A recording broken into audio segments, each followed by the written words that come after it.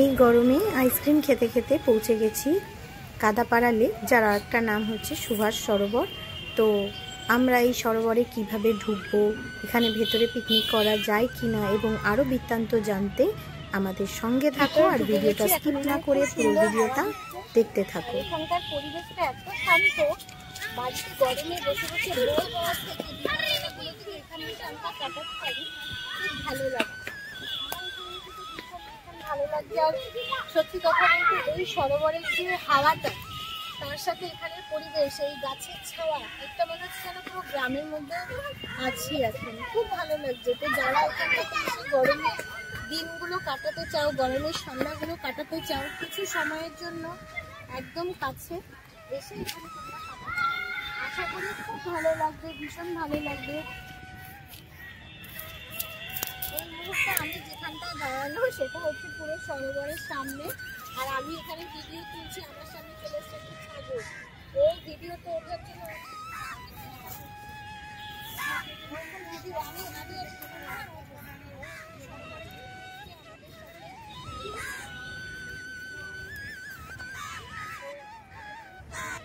এই সরোবরে এসে আমরা যেটা জানতে পারলাম সেটা হলো এটা সকাল 5টার সময় খোলে, আর ওদিকে আপনার রাত্রি 8টার মধ্যে এটা বন্ধ হয়ে যায়।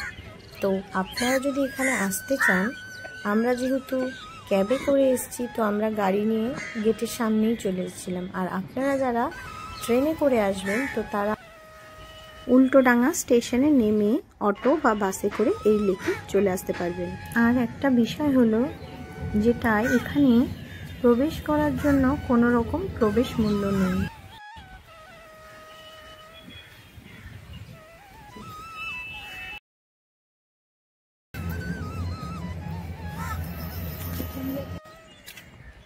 ও কি কইতে চায়, একটু খাওয়াই, খাইনি, আইসক্রিম দিয়েছিল, খাইনি।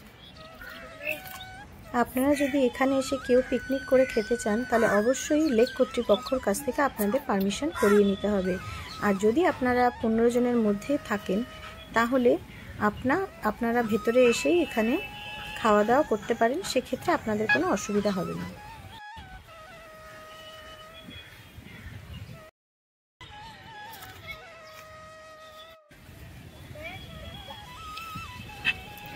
আর হাঁটতে হাঁটতে চোখে পড়ে গেল এখানে কিছু বাচ্চারা অ্যাক্টিভিটিস করছে, সেই সমস্ত জিনিস এখানে রয়েছে যে নিজের শরীরকে একটু চর্চা করা যায়।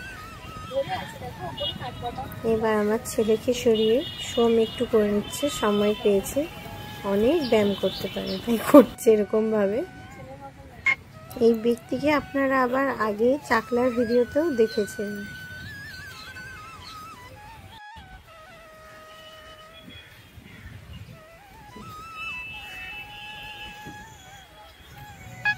এই বিশাল যে গাছটা এখানে দেখা যাচ্ছে, এই গাছটায় ভর্তি কাঠবাদামে ভরা ছিল। এই যে ফলগুলো খুব সুন্দরভাবে হয়ে আছে, কিছু কিছু ফল ফেটে বাদামগুলো বাইরে বেরিয়ে আছে। এর সামনে দিয়ে চলে যাচ্ছে মেট্রো।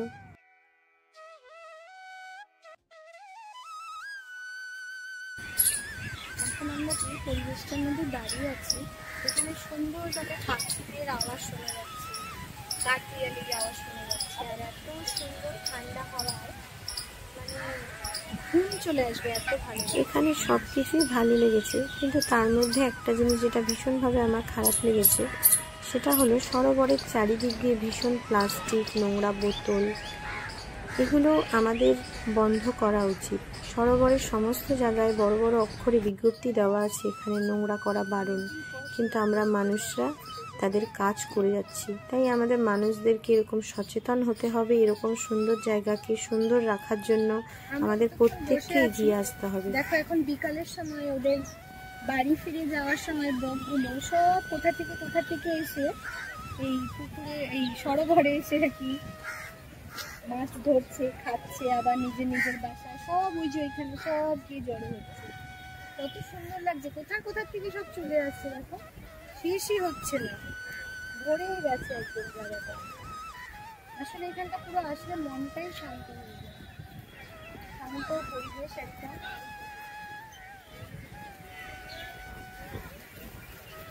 এত সুন্দর হাওয়াটা একদম ফ্যান না, পুরো ঠান্ডা হয়ে গেছে। এই দেখো কত কত চলে আসছে কোথা থেকে, এসেই যাচ্ছে বক। এখানে সত্যি বিকালবেলা সবাই চলে আসলে ফ্যামিলির সঙ্গে অনেক ভালো লাগছে।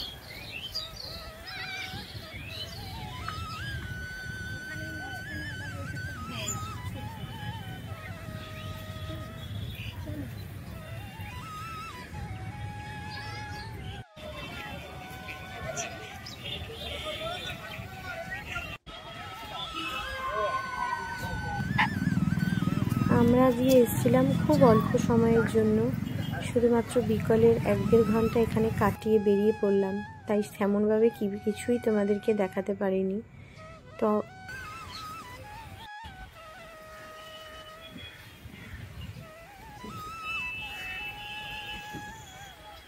আজকের মতন আমাদের ব্লগটা এখানেই শেষ হলো। আমাদের ভিডিও যদি তোমাদের ভালো লাগে তাহলে অবশ্যই লাইক করো, কমেন্ট করো, শেয়ার করো, আর তোমাদের কেমন লেগেছে সেটা আমাদেরকে কমেন্টে জানাতে একদম ভুলবে না। আবার দেখা হবে নেক্সট ভিডিওতে। আর হ্যাঁ, যারা এখনো আমাদের সাবস্ক্রাইব করনি তারা এরকম ভিডিও পাওয়ার জন্য এক্ষুনি আমাদের সাবস্ক্রাইব করে দাও, আমাদের সাথে থাকো। আমরা এরকম অনেক ব্লগ আবার তোমাদের সামনে আনবো। তো টাটা, আজকের মতন আমাদের ব্লগ এখানে শেষ হচ্ছে। তত দিকে ব্লগিং করে যাচ্ছে, ভিডিও করছি।